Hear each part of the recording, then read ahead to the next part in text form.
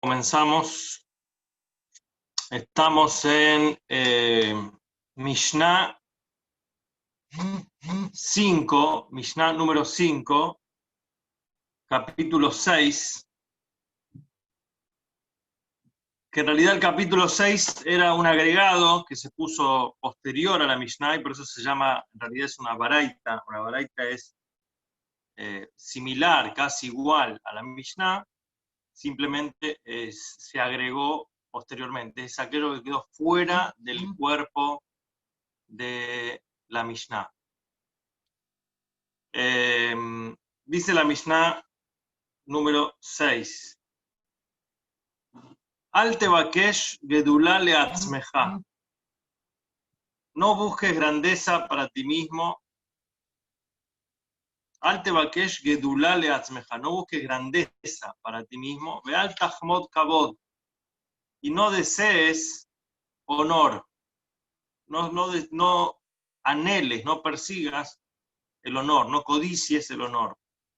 Y oter milimudja hace. Más de lo que estudiás, tenés que hacer. Las buenas acciones tienen que ser mayores que el estudio. O sea, hay que ser un hombre más de una persona de acción, superando el estudio que uno mismo puede producir. Y después nos dice, Al titabe le shulchanam shel melachim. No desees, no anheles, no envidies la mesa de los reyes. No desees la mesa de los reyes y sus riquezas, porque tu mesa, la grandeza espiritual que logras con el servicio a Hashem, es mayor que las mesas elegantes y las riquezas físicas de ellos. ¿Sí? Este es la Mishnah. Falta alguna cosita más. Sheshulchanja gadol mi shulchanam. Tu mesa es más grande que su mesa. Bekitreja. Y tu corona es más grande, es mayor que la corona de ellos. Vamos a repasar entonces qué es lo que dijimos en esta Mishnah número 6, número 5 del capítulo 6.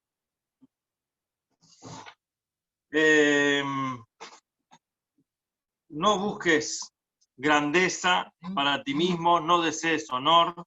Las buenas acciones que hagas deben ser mayores que tu estudio de la Torá, o sea, que la acción supere al estudio. Y si vas a envidiar la mesa de reyes, no la envidies porque tu mesa es más grande que la de ellos. Y tu corona, la corona de conexión con Hashem a través de estudiar la Torá, es más grande que la corona de ellos. Entonces tenemos tanto la mesa de los reyes y la corona de los reyes.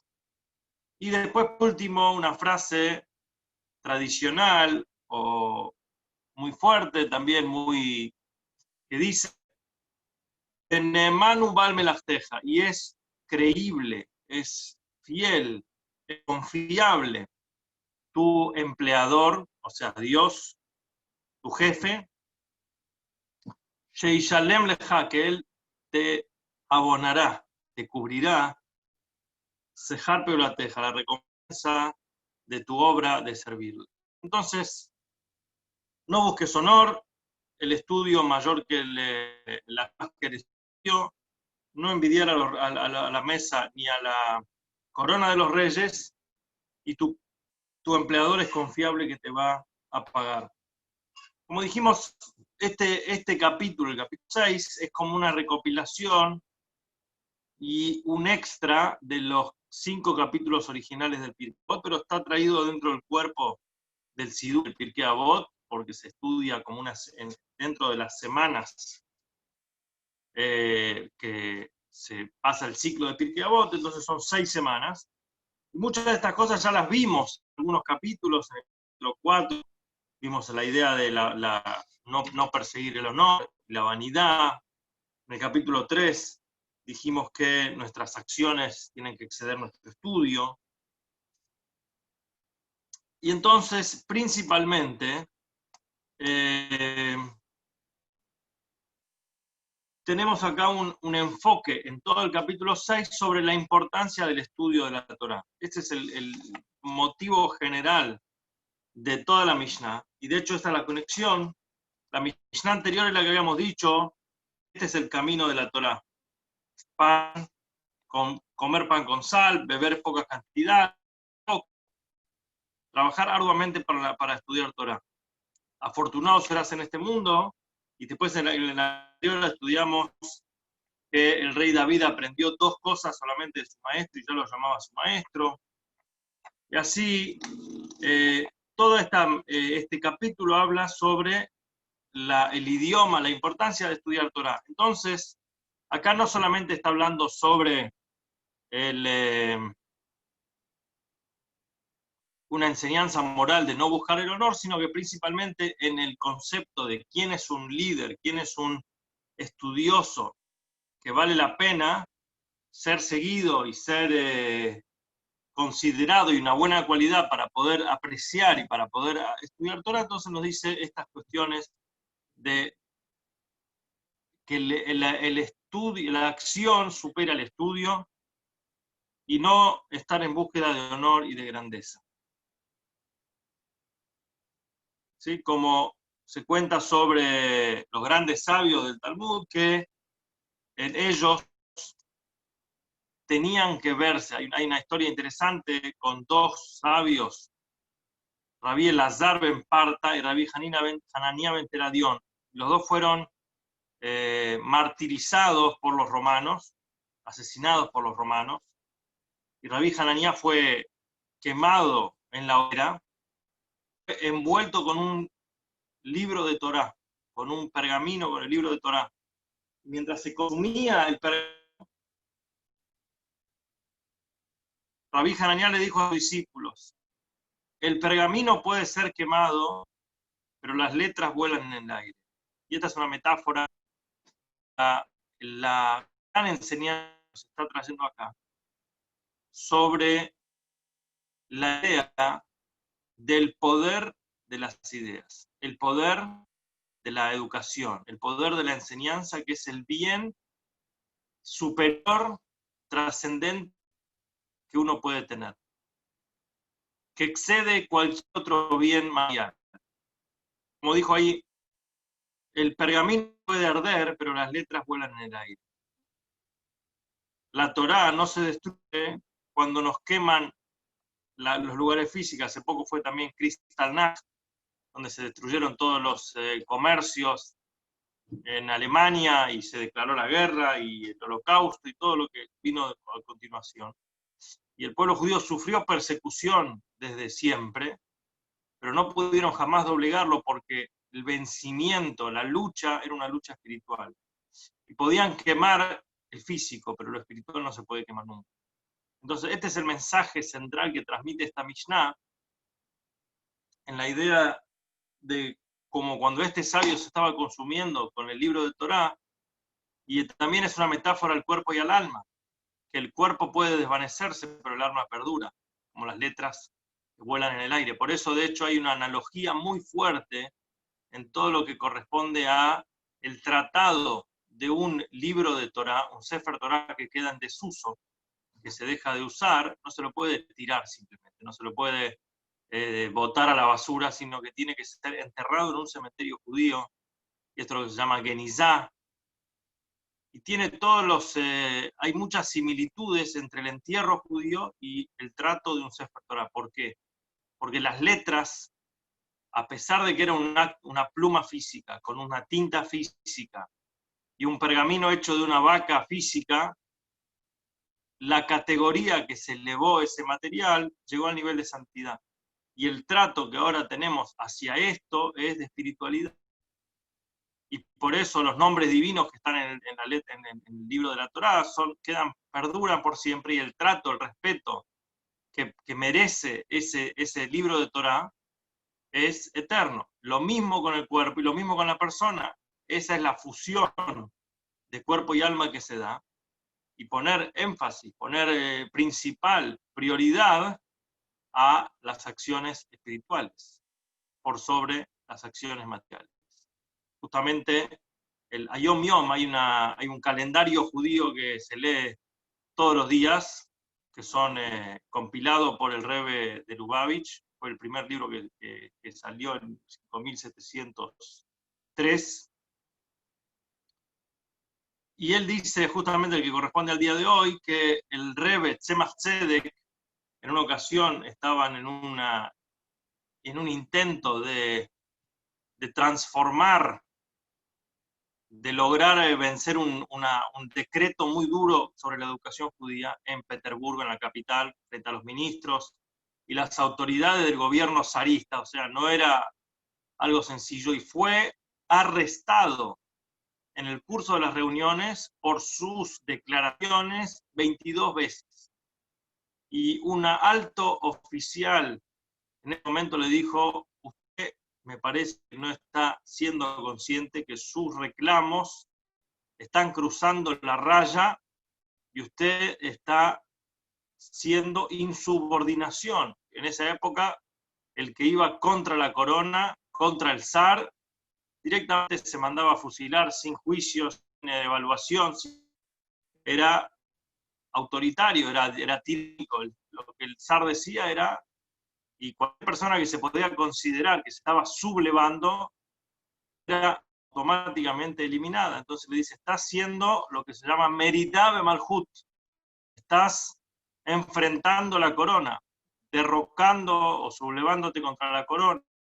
Y el Tzemach Tzedek que contestó: físicamente uno tiene la posibilidad o tiene el concepto de sublevarse contra la corona, perder su cuerpo físico. Pero si uno renuncia a sus convicciones espirituales, no solamente que pierde el cuerpo físico, sino que pierde el alma. Y eso es más que aún.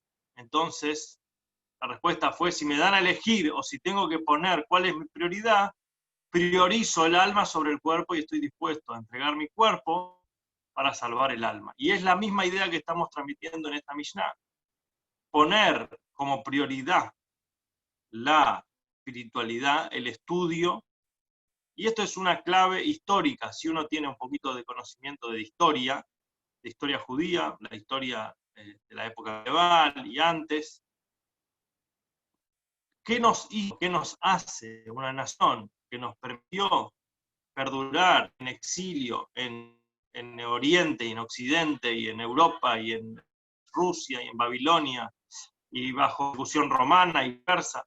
¿Qué nos mantuvo y con nuestra identidad hasta hoy en día? El estudio de la Torá, ese conocimiento tendente que se mantenía de generación en generación. Y esos fueron nuestros grandes líderes, nuestros grandes reyes, Maimónides, Rashi. ¿Cómo los recordamos? Y acá vamos al que dice: no envíes la mesa de los reyes, porque los reyes tienen sus monumentos y tienen sus grandes victorias militares y sus conquistas, y ocupan los libros de historia, y tienen grandeza y honores, pero todo eso, ¿qué es? Superficial. Eso, incluso cuando uno viaja a alguna, no sé, a las pirámides, la pirámide, la gran construcción, el monumento que hicieron por el rey tal o por el otro, y uno dice: perfecto, pero ¿qué dejó ese rey? Dice: no, lo único que quedó es un monumento de piedra. Incluso hay como una frase que dice sobre la memoria de las personas: cuánto perdura la persona, cuánto perdura una persona. Los hijos se acuerdan de él, los nietos tal vez, el bisnieto. Cuando uno dice: tengo que pensar en mi bisnieto, ya no me acuerdo. Y eso estamos hablando en una persona en su familia. Incluso una persona pública. Esta semana fue la elección de presidente en Estados Unidos, o cuando se elige acá, y uno dice: una persona va a quedar en los libros de historia. Es claramente 100 años, 200 años después es olvidado. Yo no puedo citar quién era el presidente hace 200 años o hace 250. A algún estudioso le queda la idea, pero ya la impronta, el mensaje se desvanece. En cambio, podemos citar a Rabí Hanina, a Rabí Hanania, a Rabí Akiva, a Rashi, a Maimónides, dejaron una enseñanza, dejaron libros. Esos libros siguen y continúan y están, y podemos pensar como pensaban ellos, porque todos los días puedo agarrar un libro y estudiar cómo interpretaba Rashi lo que dice la Torá, y Moshe, y David, y el rey David, y el rey Salomón, y el rey... Y tenemos, incluso Maimónides trae la cadena ininterrumpida de sabios desde Moshe Rabbeinu hasta nuestras épocas. Nunca se perdió, ni una vez. Y todo eso está continuado. Y qué mejor que dejar ese mensaje, esa enseñanza.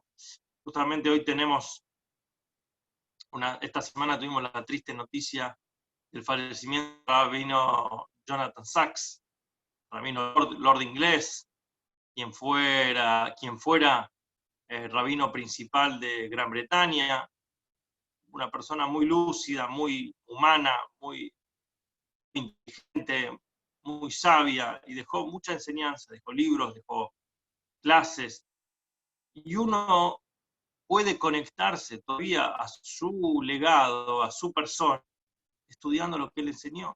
Entonces él claramente perduró más que una persona física, o incluso una persona que acumula poder, y puede dirigir un día el mundo, y al otro día pierde y se tiene que ir a su casa, y otro suplanta, y la persona pasa al olvido.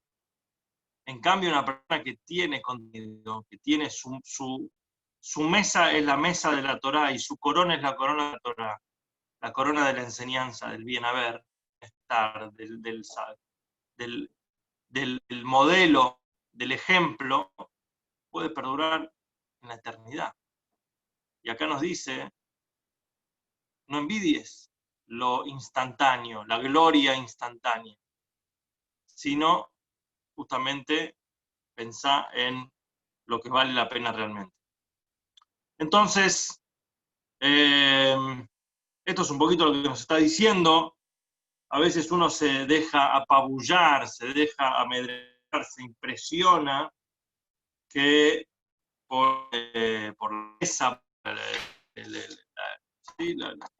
pero tenemos que recordar esta idea. De hecho, hay un ejemplo, hay una historia interesante que el Midrash, y más adelante después una historia folclórica, que había una vez sabios que estaban viajando en barco. Los viajes en barcos antes no eran como ahora, eran viajes largos, viajes peligrosos, y junto con ellos viajaban unos comerciantes muy ricos, millonarios.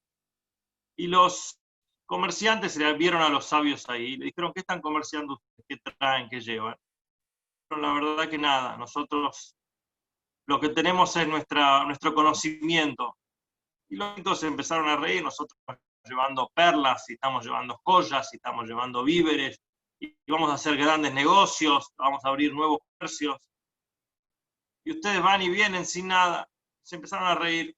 Bueno, pasó el tiempo, y el barco fue atacado por piratas. Los piratas arreciaban, vaciaban el barco, se quedaban con todas las posesiones de la gente y los llevaban y los vendían como esclavos en el mercado de la ciudad donde atracaban. Bajaron al mercado y todos aquellos tripulantes del barco ahora se convirtieron en esclavos a la venta. Cuando llegaron a la ciudad, no sé si era Constantinopla o un lugar en el cual vinieron los compradores de esclavos, y después dos sabios de Torá, dos grandes eruditos, la comunidad enseguida organizó una campaña para poder rescatarlos, liberarlos, y se dieron cuenta de su conocimiento y de su sabiduría, y enseguida los liberaron.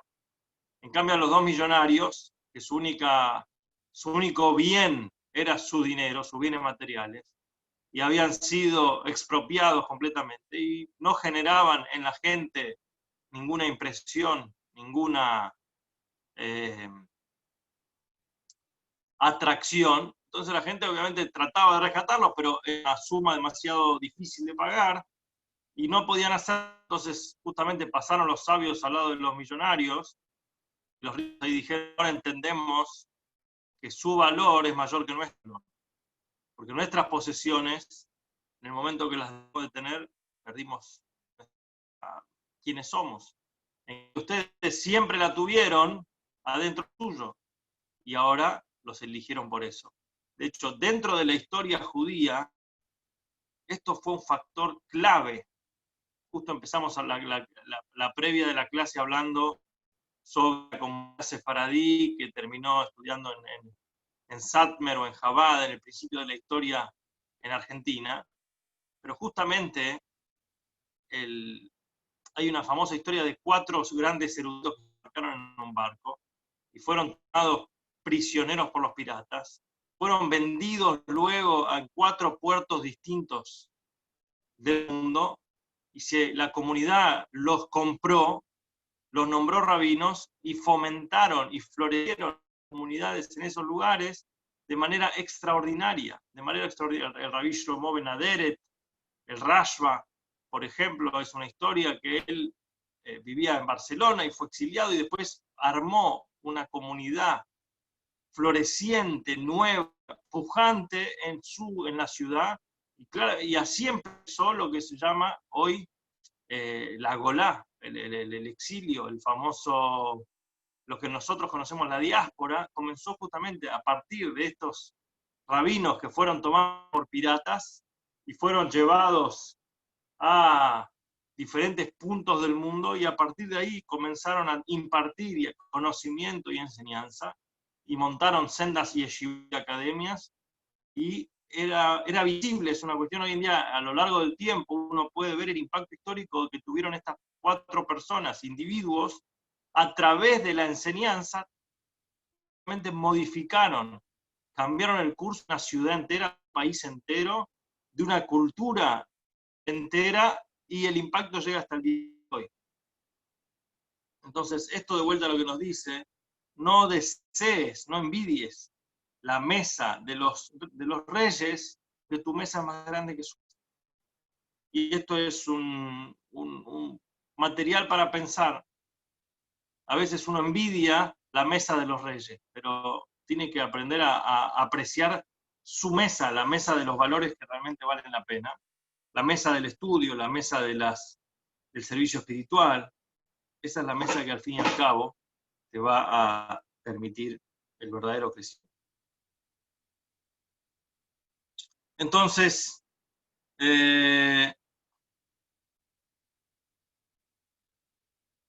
acá como dice, no busques grandeza para vos, sino persigas el honor.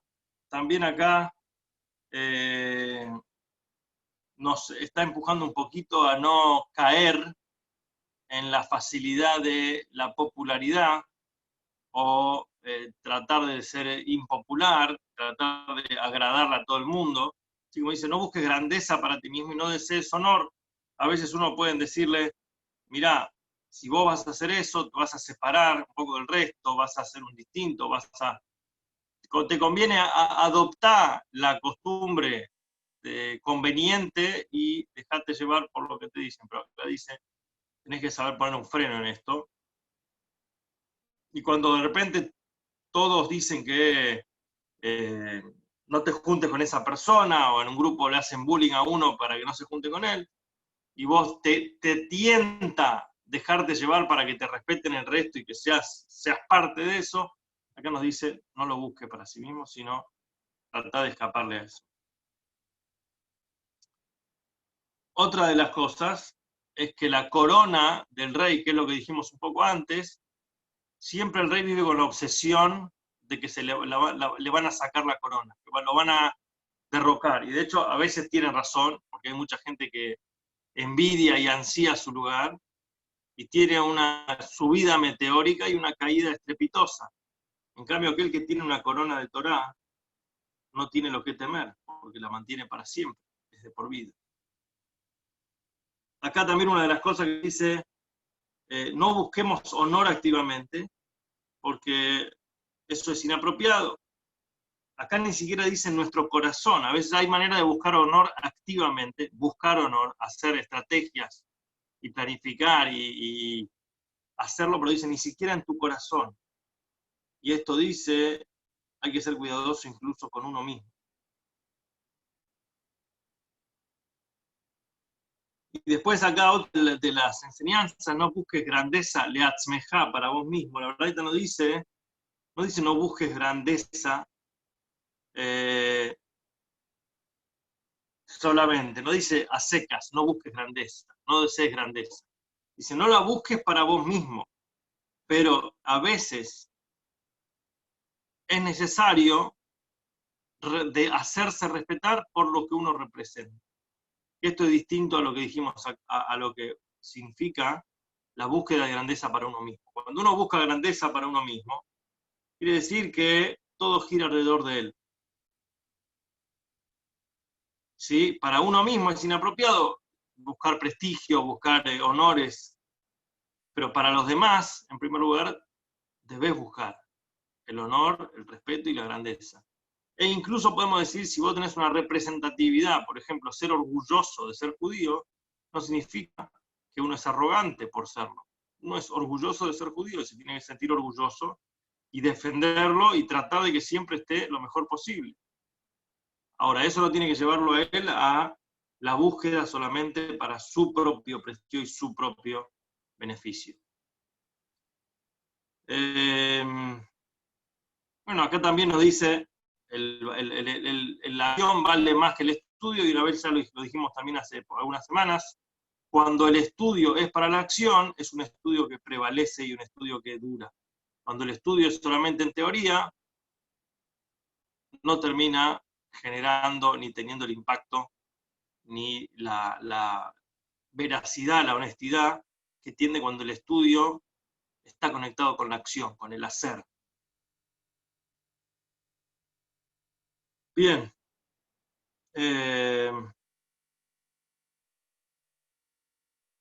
Bueno, esto es lo que dice, no busques la grandeza para vos mismo, y al final, una de las grandes frases que dice acá es confiable el empleador que te va a pagar.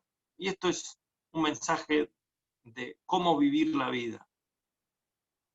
Y bueno, ya que estamos, vamos a recordar, el Rebbe de Lubavitch siempre tenía este mensaje y esta idea de decir, Hashem nunca queda deudor. Hashem nunca se queda deudor. Cuando vos hiciste algo por él, cuando vos hiciste algo por el pueblo judío, cuando vos hiciste algo bueno, es confiable el empleador que se va a hacer cargo de la recompensa.